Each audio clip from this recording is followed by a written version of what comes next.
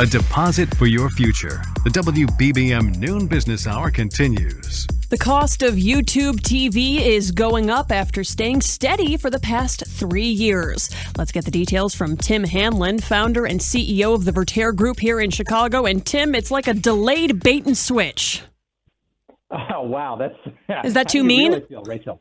Well, I mean, I think a lot of consumers sort of feel like they have been duped a bit in that the whole streaming phenomenon was supposed to be this sort of, I guess, television nirvana that would allow us to kind of access stuff that we really want, and we don't have to subscribe to things we don't want, and we can perhaps get rid of the sort of linear cable bundle, which has been going up for years along the way. And now it seems, I guess, to your comment, that here we are now at a time when it's almost $73 a month. YouTube TV's new pricing, it feels a lot like a cable subscription.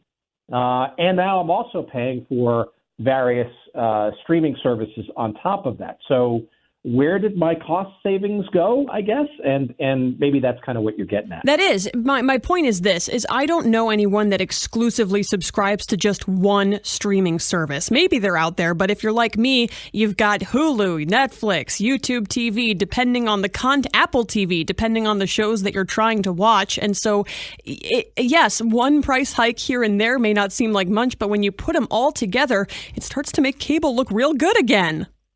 Well, that's certainly a possible line of thinking, right? Because it is, I mean, the beauty of cable is essentially it coalesces everything into sort of one linear bundle.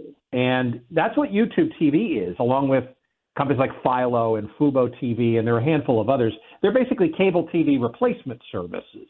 And what that is really just aggregating linear television channels into a form factor that's a little bit easier to access via streaming and online and that kind of stuff. Now, technically, right, that's actually an easier way to kind of maybe also add in your subscription services, your subscription streaming services.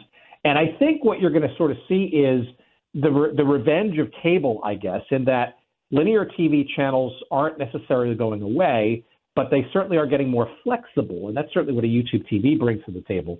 And that is a bit of sanity when it comes to having all of my channels in one place, including, by the way, my broadcast TV channels, which, ironically, we can get for free over the air with an antenna. So that's also part of why the prices are going up on these streaming, like the YouTube TV services. So, it's certainly more confusing, but let's be honest, money has to be made, content has to be paid.